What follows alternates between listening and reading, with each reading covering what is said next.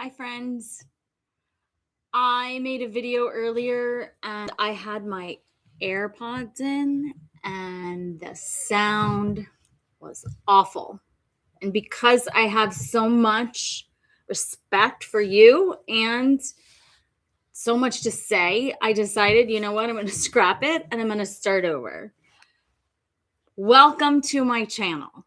My name is Dawn Goldstein, and I have written a new curriculum called the Pleasure Curriculum. Now, in my 31 years of being a high school teacher and a college professor, I have written a lot of curriculums for grades pre-K through college. Paid writer to write that kind of stuff. It's my jam. I love it. However, this is different. It's a different time. And this week, the energy of, I guess, life has told me that I need to share in a bigger way. So today, I'm going to take you through a 3-phase process that is really powerful this week. It's February the 16th through 18. Today's the 17th. If you didn't start yesterday, it's okay. If you see this and it's after the fact, it's still okay, because energetically, the work is the work. Right now, for the next 72 hours, there's a portal, literally, of energy. You have the solar eclipse that you can't see it from everywhere. You have to be, I think, in Antarctica to actually see it. But if you were there, you would see the ring of fire around it. So there's the ring of fire solar eclipse. Then you have the new moon, which means no moon at all, right? It's obviously out there, but because of the way that the earth and the sun are positioned, we can no longer see the moon. That's today. Then we have today's the Chinese New Year. And this year in the Chinese New Year is the fire horse, year of the fire horse. And then Wednesday, you have Ash Wednesday. All these areas converging together at the same time, to me, is a time to take a step back and release what doesn't belong. That's phase 1. And then seed what we want. That's phase 2. And then ride the horse. That's phase 3. And the way that I like to do that is by setting up a sacred space. I did phase 1 last night. I made a little area out in my patio and I lit candles and incense. I had roses already, so I pulled the rose petals and I put them down, and I wrote a list. And that list was in first person present tense. I release, and then it was just a brain dump of all the nastiness that is going on in my brain because of the psychological warfare that is happening in my social media timeline. That's happening on the news. It's happening to all the late night shows that I watch. It's happening to every channel that I follow. And I am today going to call out some men in my life, men that are kind of like coaches of mine that I think need a bit of a wake-up call. So let this be my pleasurable way of saying, you may have heard me earlier say, I am Dawn Goldstein. Yes, I have a Jewish father. Last year, I had the opportunity to work at a very exclusive, very private Jewish school because it was 5 minutes from my house, and I figured, why not? The amount of times that grown-ups didn't understand why children in a building full of Secret Service and armed officers and a security team that campuses the whole perimeter of the school, they one person, or I don't know if it's a team, that Vlad, I was listening. They start in one corner of the campus, and they just, for the first, before anyone's on that campus in the morning, for 1 second, they have done from the outside inside to protect those students from harm. No one's gonna parachute in, no one's gonna drive in, no one's going to harm those children while they're in school. And that's a very good feeling if you're a student. So why didn't the staff there understand when children would say, I feel unsafe? Why did so many students come to my room? And that's always been my classroom as a high school teacher. Like, I'm the safe space. I get it. But so many kids came to my room feeling like they needed to escape other environments in the building. And I want to say, like, I love the year that I spent at that school, but what an awakening. What an awakening to know that when tariffs were first put in place in early January of last year, we as a staff sat down and were like told by the principal, be very gentle with the kids this week because their parents lost a lot of money because of the tariffs. And I'm thinking to myself, these are the kids whose parents voted for this. And we now have to we can't talk about it.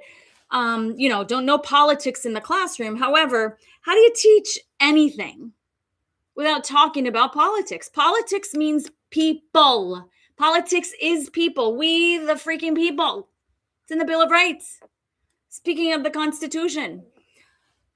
In my year in that school, I realized Israelis don't give a flying flip about anybody but Israelis.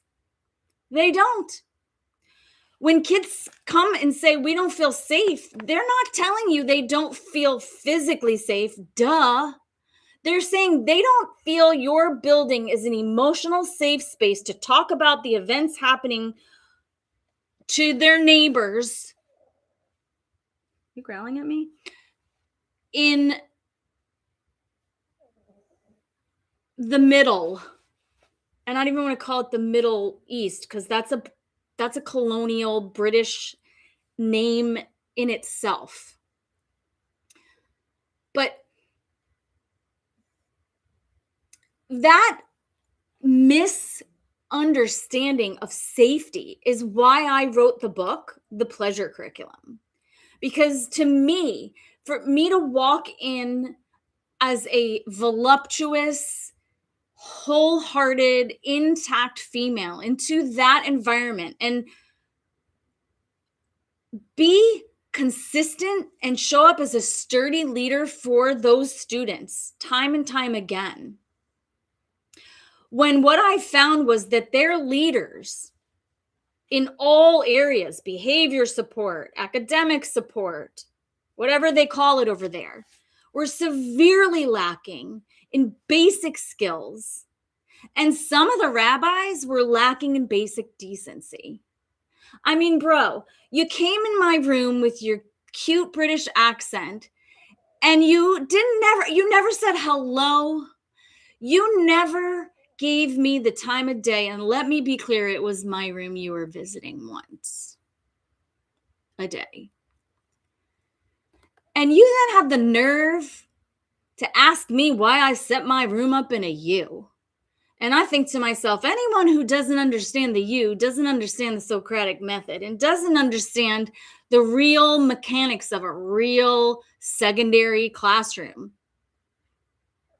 where everyone gets to talk, where I measure who talks the most. I make a map the first week of school and I put all the kids' names and then I start hashtagging. Who's the leader here? How many times they talk? Who talks back to them? Where, and I write and I can tell in 1 week who the leaders are. And then I know I'm strategic enough to no matter what those kids thought. I had kids say that all the people in Gaza should be destroyed, that they're not human beings, that their parents use the children as targets, and the whole furries thing, eating, the classrooms had litter boxes, all of these false narratives that are meant to distract, that are meant to be noise, because the real psychological warfare is that people in the safest place I think on the planet, that school still don't feel safe. I think that's a monumental failure in leadership. But who am I? And when I saw who they had sitting on their leadership table, I was like, ew, get me out of this building. I started packing up in October because they were in my business for everything. In the middle of a Beowulf unit, stop teaching it. And I'm thinking, what does Beowulf have that's anti-Semitic or has any tropes that would be negative to Judaism? And I looked it up and I'm like, okay, but like, why would I even bring that up? Beowulf to me, like, I'm gonna get to the point. What's the moral of the story kind of literature teacher? And the point of Beowulf is like, don't become a monster while you're defeating monsters. And I thought, well, isn't that the pot calling the kettle black? They want me to stop teaching Beowulf when I've got a children's version that a kindergartner could read up. I've got because Beowulf's been translated thousands of times. So I had to pick the versions that I thought these kids would dig the most. One that started with bro. I mean, Beowulf starts with low, okay? And some versions have started with so, and some have like started with and. This woman, I don't remember your name, I'm sorry. She starts with bro. And I was like, oh my God, I love her. And so I showed her translation. And then I did my thing there. And they told me to stop doing what I was doing. And I was like, hell no. Fire me. I don't give a flying flip. Your students love me. The parents love me. The messages that I got from parents standing in my face, heads of school, my daughter loves your class, and that's saying a lot. We appreciate you so much. You keep us laughing. You keep us engaged. You keep us entertained. And if the parents are saying that, what the hell do you think's going on inside room 206? So, given that the state of the world right now is that the top players, the people, the parents of the kids that I served last year they don't give a flying fuck about us. Okay? They don't care about teachers at that school. There's one toilet and the students, each floor has at least 4 toilets for students. And there's only one on the main floor they fire teachers and then you don't talk about it. It's the weirdest, most toxic place I've ever worked in.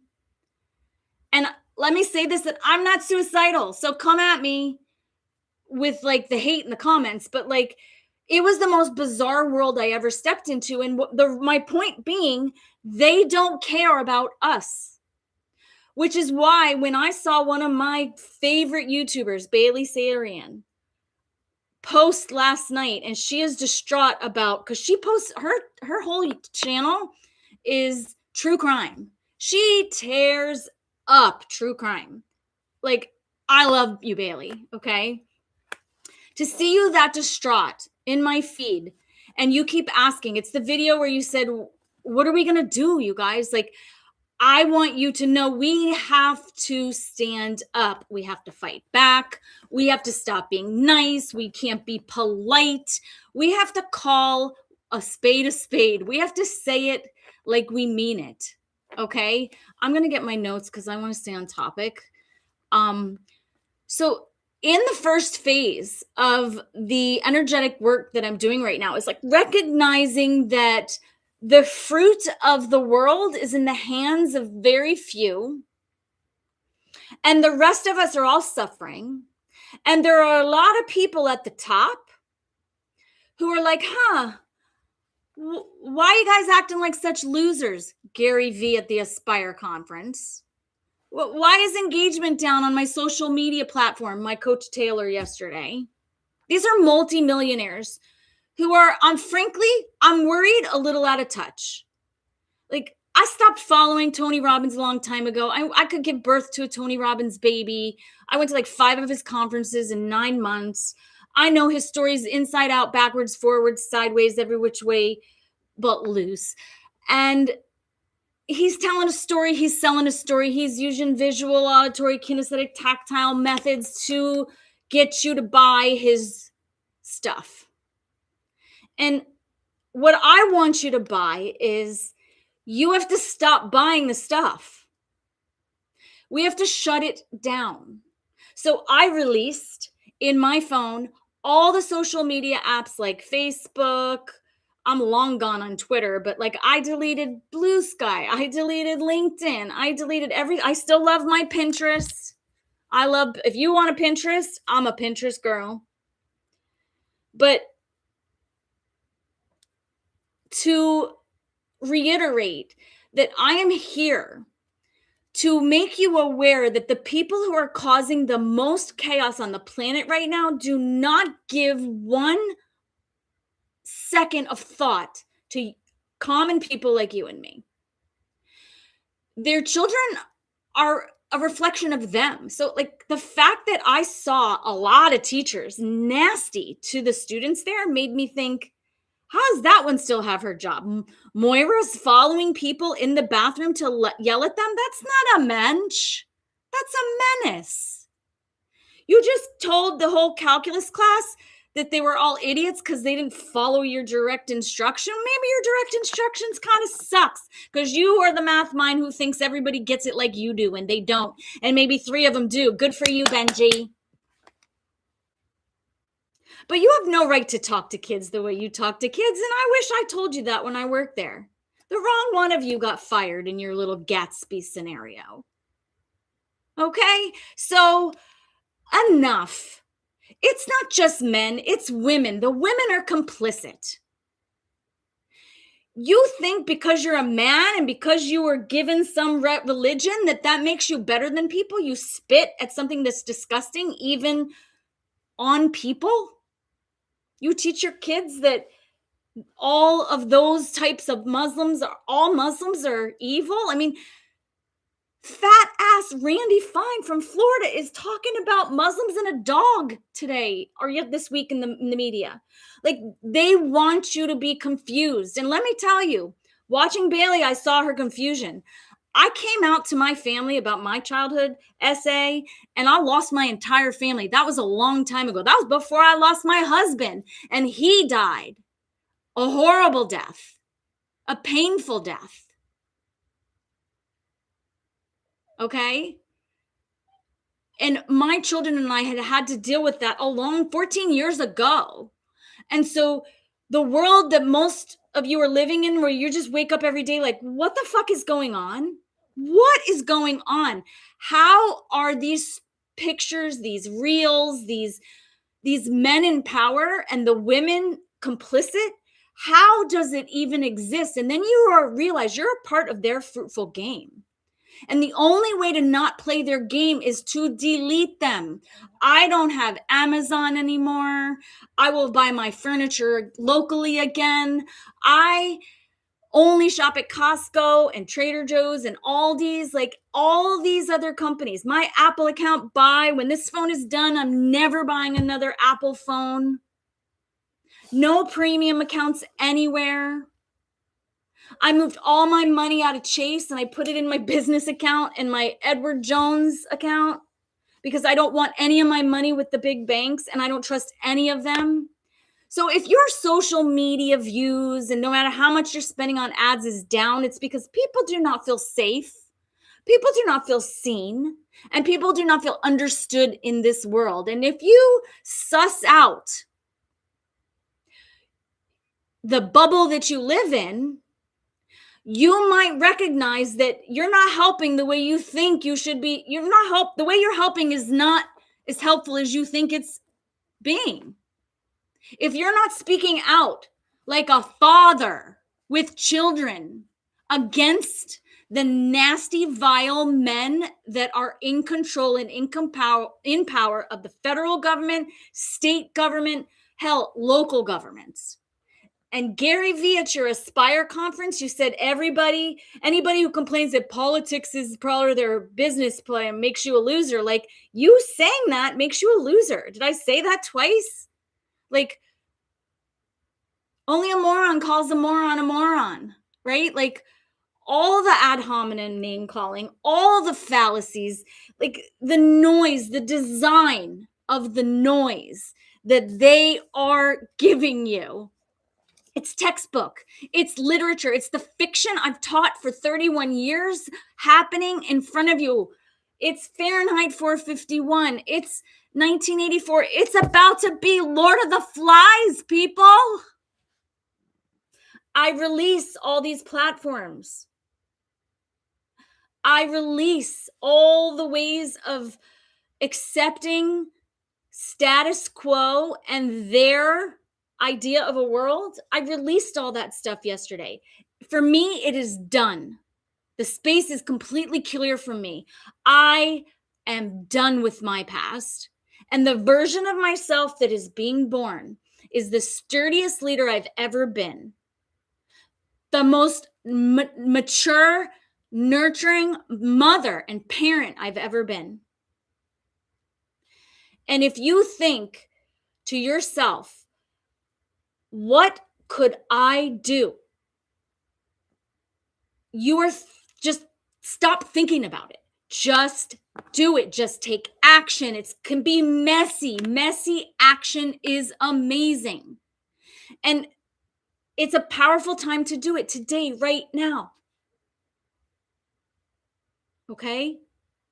And the thing about all these celestial and calendar events that are popping up this week is it's a little scary. Like, look at what happens in the new moon of Aquarius over the history of time. It's like lots of historical things have happened during those time periods.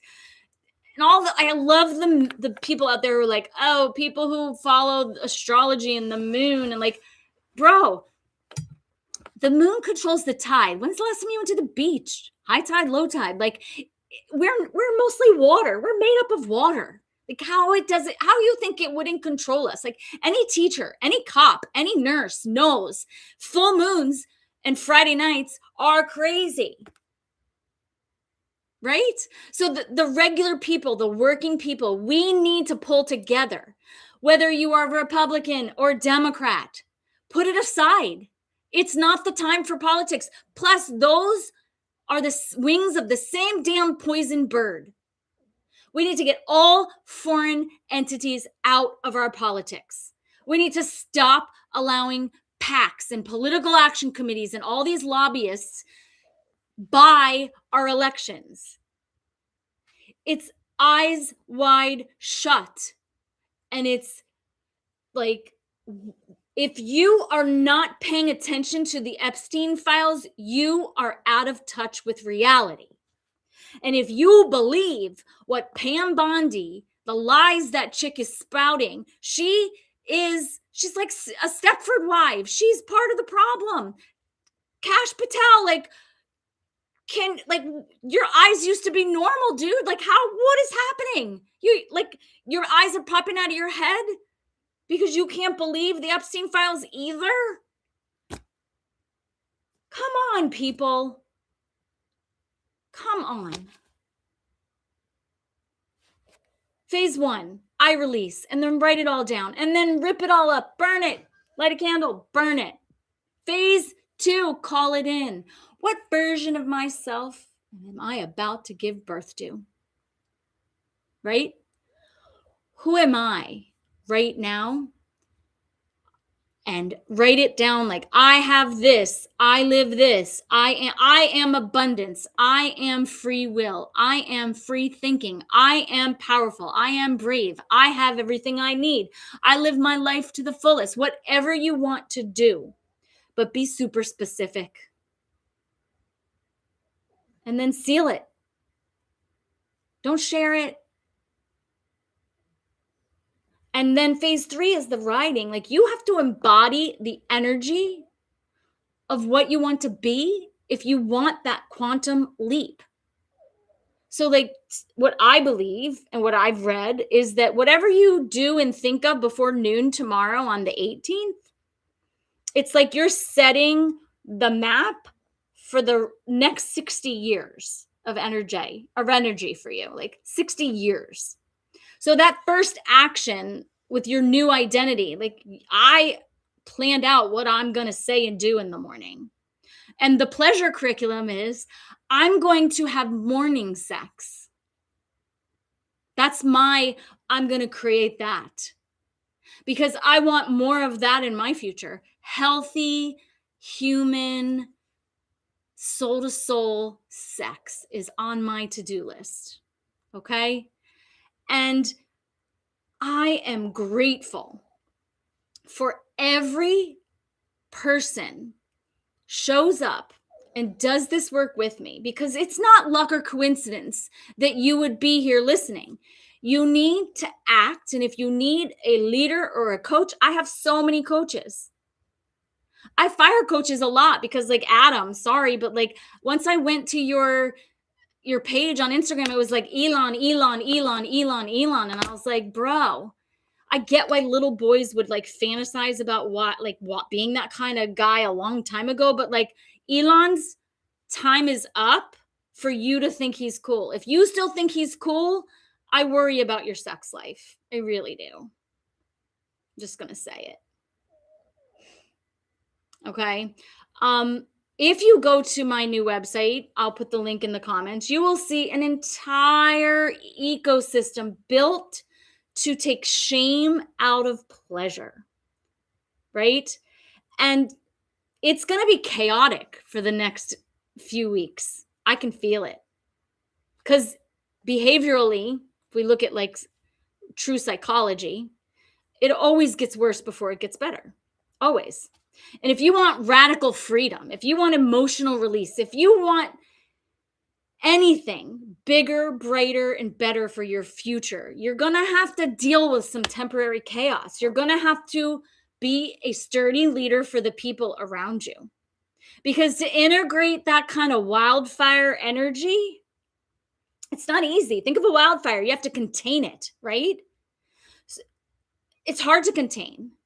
And we don't want to contain that wildfire energy. We literally need to light fires everywhere, metaphorical fires. Oh no, in the grocery store, you are not going to talk to her that way.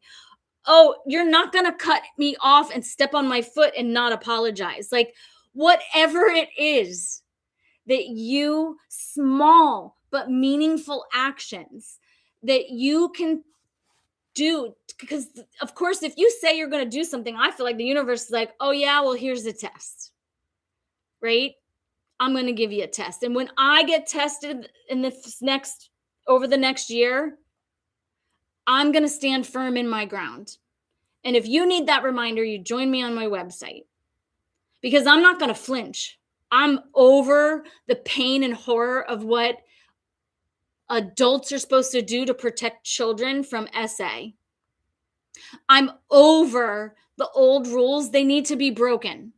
Okay? If you've ever ridden a horse, my daughter, she's equine therapy. Like, that's going to be her future and her living. Horses are temperamental. And you got to be gentle with them. This is not a time to be gentle. This is a time to ride the horse. Put your cowgirl hat on, get your stirrups on, get your rope. What do you need to get on that horse and ride it? It's going to be uncomfortable sometimes. You're not going to know what to say, or you're going to say the wrong thing, or you're going to do the wrong thing. But it's okay, because real people make mistakes. We're not perfect, right? So be visible, be loud, be unapologetic. I know that's not easy for you. It's easy for me. I've been leading since I was little. In high school, the cheerleading captain girl. If once a special needs couple got on the gym floor and started slow dancing when a song came on, and some kids erupted in laughter, I'm the one, when I was 16 years old, to walk up to your face. I don't care how big you are. I don't care what color you are. I don't care what religion you practice. I don't care what kind of fancy car you drive in the parking lot. I told you to sit your ass down and shut up. And right now, there's a lot of you who needs to sit down and shut up. And like, if we don't come together and call out the hypocrisy, call out the radical, disgusting, evil things that are controlling the world right now, this chaos isn't going to stop. Okay? It's only going to accelerate. Guaranteed, it's only going to accelerate. You're either going to ride the wave or you're going to hide. And I want you to ride the wave with me. Let's go surf. Come on. Let's rewrite our timelines together. We have to find the activation. We're going to burn the old systems down. We're going to seed the new systems. And then phase 3, we are going to ride it out. That's all. 3 things. You can do it. Bailey, you've got this. I know you can do it. We can all do this because we must. I mean, I ask one more time. I'll say it if I haven't said it enough. Where are the real men? You should be furious. You shouldn't be in your funnels and your pipelines trying to make money right now when you already have plenty of it. I have plenty of money too. You see me sitting on my ass, my fat ass, doing nothing about S-A and R-A-P-I-S-T? No. So no, it's not okay. And if it continues, I'll fire the next coach because I'm not going to let beta boys who won't speak out against hypocrisies and disgusting behavior of their peers. I watched it in Fiji with the Tony Robbins conference. I was polled a leader in that conference. I was like, dude, I went to one of the guys who was like, Tony talked to him the most. And he goes, I don't know what I'm doing wrong. I go, you're full of shit. That's what you're doing wrong. And he looked at me because he's a rich dude and he didn't want me to talk. I don't know. And I was like, he goes, say more. And I was like, everybody knows you're lying. You would be a more respectable and honest man if you just admitted you cheated on your wife with your, who was it? One of the like secretaries or whatever. Like up there lying on stage with all these people in the room. Like you are a pussy, boy. Step up into your manhood. The hell is that? Like, why do so many men lie? And let me tell you, in my book, The Pleasure Curriculum, I have married men proposition me, want to get in my pants all the time. You think it's new or surprising? No. I recognize the signs. And it is time for a new era where science and research and facts trump your feelings. I'm a liberal, progressive liberal with big feelings, but I'm also a big girl who knows how to express them appropriately without hurting people or killing people. And I'm not going to be quiet ever until this administration is gone. I will be the canary in the coal mine, and I will sing my sweet song as loud and as long as anyone will hear me. And I will steer clear of danger when and wherever I can.